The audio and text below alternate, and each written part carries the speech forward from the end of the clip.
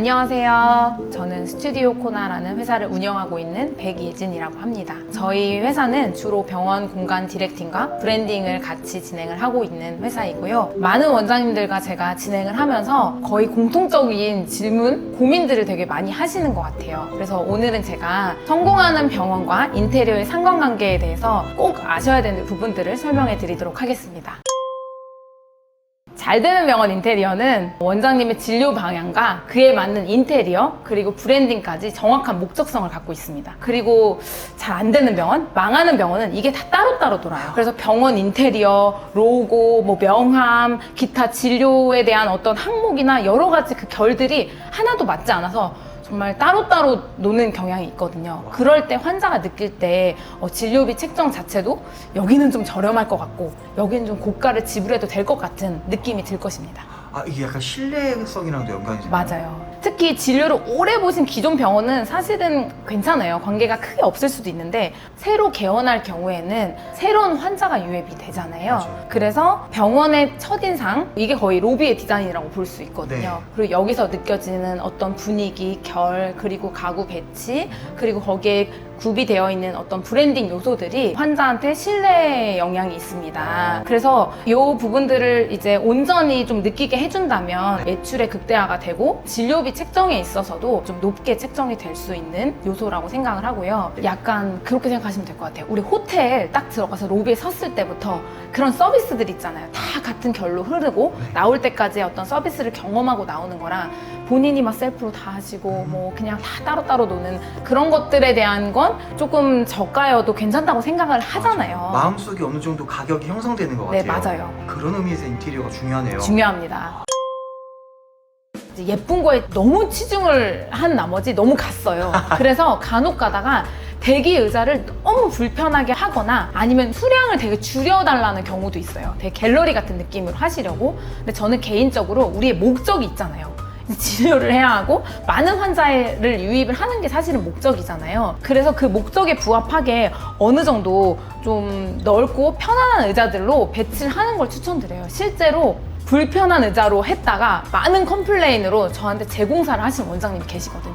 그래서 로비에 대한 의자는 좀 편안하고 오래 대기해도 컴플레인이 걸리지 않는 그런 의자로 했으면 좋겠다 라는 게 제 의견이고, 또 하나는 직원들 너무 사랑해서 직원들 공간을 너무 많이 할애한 나머지 원장님 공간과 환자 공간이 비좁아지는 경우가 있어요. 제 생각에는 이 부분을 좀 골고루 배치를 해서 해야 하고, 사실 제일 중요한 건 또 환자의 어떤 동선이나 어떤 공간이 확보돼야 우리가 그만큼 양질의 진료를 볼 수 있기 때문에 저는 그 부분에 대해서는 좀 간과하지 않으셨으면 좋겠습니다. 새로 개원하려는 이 건물이 용도 자체가 의원으로 또는 병원으로 되어 있지 않은 경우에요.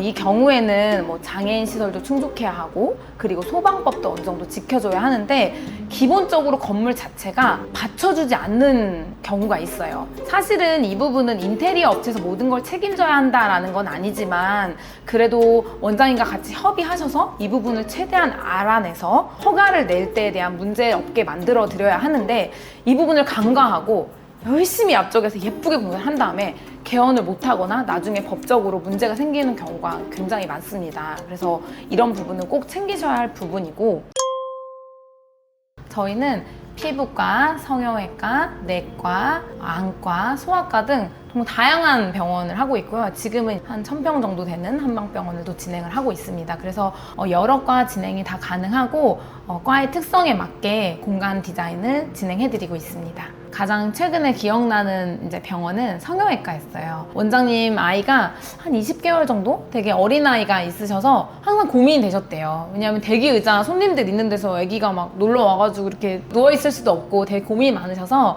이 병원을 개원하실 때 한쪽에 아이가 놀러 와서 지낼 수 있는 가족 공간을 꼭 원하신다. 그래서 그 공간에서 뭐 가족들과 식사도 하고 파티도 할 수 있는 공간이 필요하다라고 하셔서 저희가 그 공간만큼은 정말 집처럼 꾸며드렸거든요.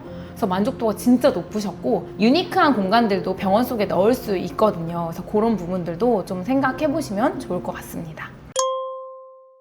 보통 병원 개원하시면 짧게는 3년, 길게는 10년 이상 이 공간에서 근무를 하시잖아요. 그래서 원장님들이 본인들이 가장 원하는 행복한 일터가 돼야 한다고 생각하거든요. 그래서 여기서 함께 근무하는 직원들도 거기에 오는 환자들도 마음의 안정감을 느끼는 그 방법이 원장님이 가장 좋아하는 나만의 일터로 만들어야 된다고 생각해요.